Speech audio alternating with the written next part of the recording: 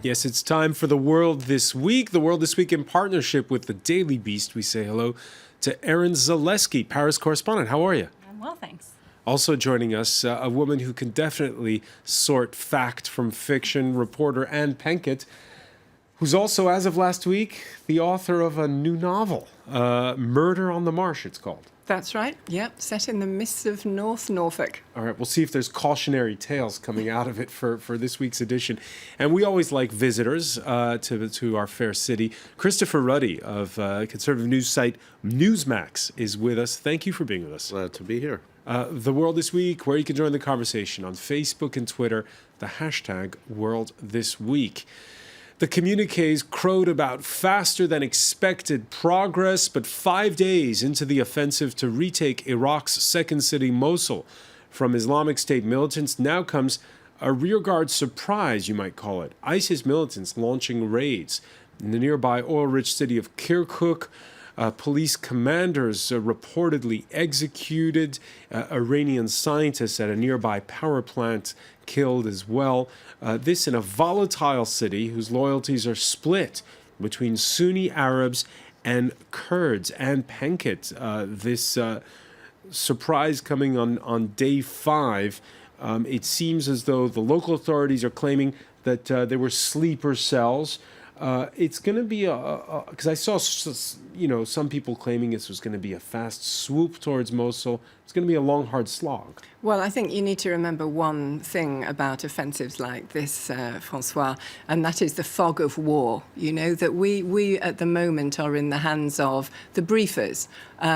Who is actually there? You know, you've now got these armies of foreign correspondents sitting in Erbil, quite a long way away from, actually Kirkuk and Mosul, being told what is happening by the commanders. Or embedded in certain cases. There are, of course, the embeds. Like our own team with the Iraqi army right now. Right. But yeah, that is it seems as though we've had this discussion every time since the first Gulf War about what to believe and not to believe. Yes, but I think that what is not the case is that this should be a surprise, though. I mean, I am sure that the planners for this, they must have looked at all the possible things that might come at them out of the blue, and including in Europe, actually. These guys were sleepers, apparently, in Kirkuk. Well, there are plenty sleepers around Europe, too. It seems to me they're going into hostile territory. The Iraqi army is controlled by the Shias. They're going into a Sunni-controlled city. It's a reason why the city fell so quickly 2 years ago, why it's taken 2 years to retake it. And urban warfare, François, we know, is also the most devastating in many ways, because you're going into buildings, hand-to-hand combat sometimes, and civilian areas get hit and struck, and there's a lot of casualties. So I'm sure they're trying to keep the lid on this, but they are saying that it's going a lot better than expected, and that ISIS will be probably defeated there sooner than they thought. Erin Zaleski? Well, I think the thing about the so-called Islamic State is it's not a type of group that's going to say, oh, well, the coalition's here, let's just go home now, guys. These are people that are going to fight to the bitter end. And I think the main concern right now is protecting the million or so civilians that are in Mosul. I think we need to make sure that there aren't bombing campaigns, that the civilians are protected, and that there's an exit strategy for the militants, so it's not reduced to that. And of course, what's new here in the slow retaking of cities in Iraq, and it was spelled out at a press conference in Paris Thursday, Iraq's prime minister priding himself on the fact that you have Kurdish Peshmerga forces, Sunni tribes, Turkomens, and Shia militias, finally all on the same battlefront, on the same side. Our war in Mosul today is an Iraqi war. It's conducted by the Iraqis, for the Iraqis, and it aims to liberate Iraqi soil. Haider al-Abadi making it almost sound like the time when Soviet and American troops fighting Hitler met at the Elbe River in 1945. However, if you look at the cartoon by Chapat in the international edition of the New York Times, he's putting a different spin on that coalition. On my command, they all shout. In fact, if you look, you see even one of them is Turkish there. The Turks, of course, who are officially not part of that coalition. And there's going to be problems at least afterwards.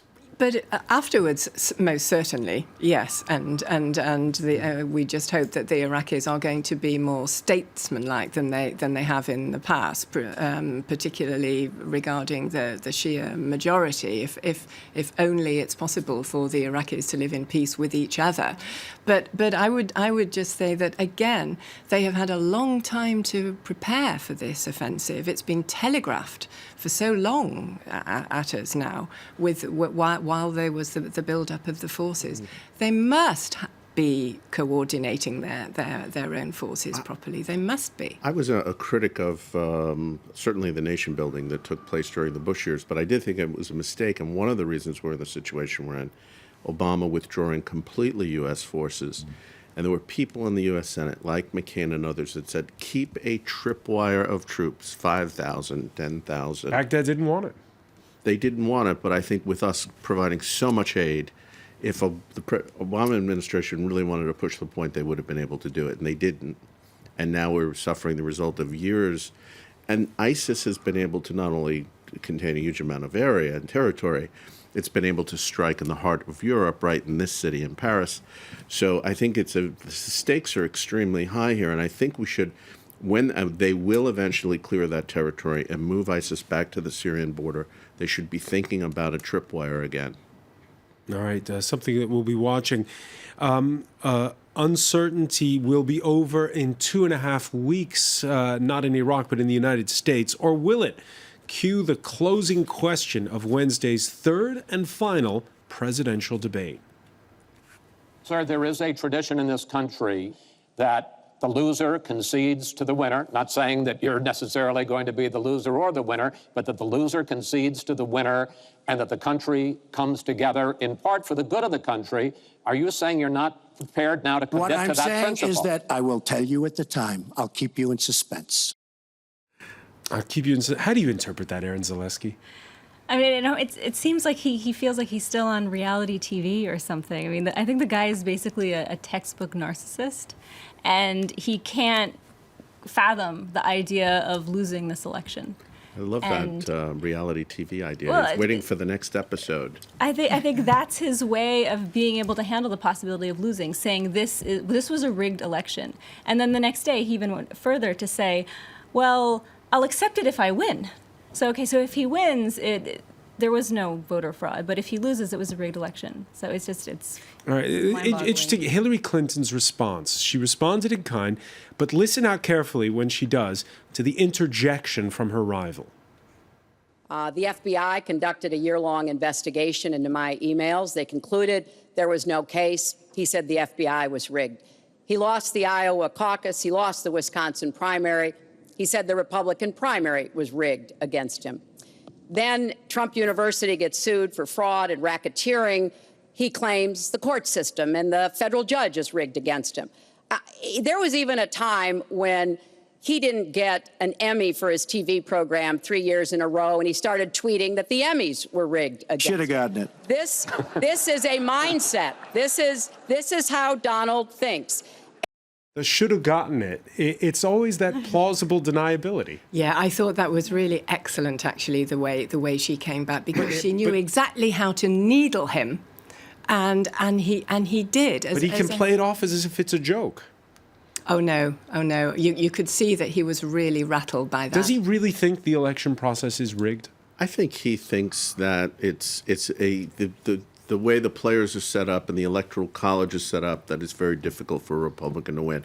I also think that's the rules being skewed, but that's different from saying it's rigged. Knowing him fairly well, if he loses with a significant margin, or that it's not like a vote that needs to go to a recount, he will graciously concede at that time.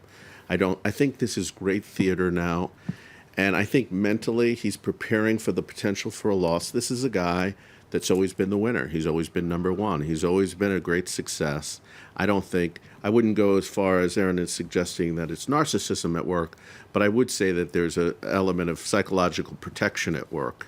The President of the United States saying he's trying to discredit the elections and the election process before the votes have even taken place. François, what's really bad about this is that the issues should be discussed here, and I blame both him but also the media for making such a big issue over this subject.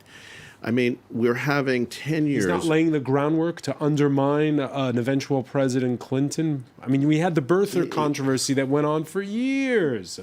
He may be. But the point is, we've had 10 years of economic stagnation in the country. We're having our security situation around the world deteriorate. American leadership as the example of democracy in the world, we're seeing that around the world is deteriorating. These are things that should be discussed. Now, I'm saying that Trump is not playing fully in that area, but also the media wants to divert. They love all of this circus going on because it's good theater, as Aaron said, reality TV. But Chris, this was not a circus. I watched that debate, and obviously my mouth fell open when he said that. But it wasn't so much the media that was just rerunning the quote.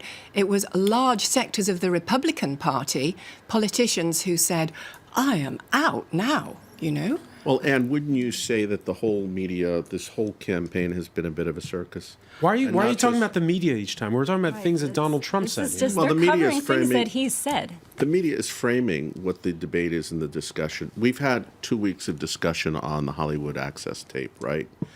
That has no real impact on the policy issues that are going to affect. But this is a whole nother level, isn't it? Saying that it could be rigged, pointing to big cities and saying there could be problems in Chicago and Philadelphia and St. Louis. I have a problem that this isn't a media obsession. These are things he's saying every day on the campaign trail. But François, this is a man that's been saying these things for 30 years. Suddenly, some of these things.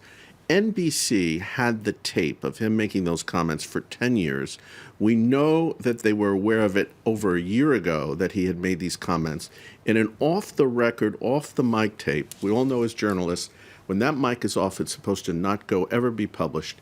They leaked it to the press on the eve of an election.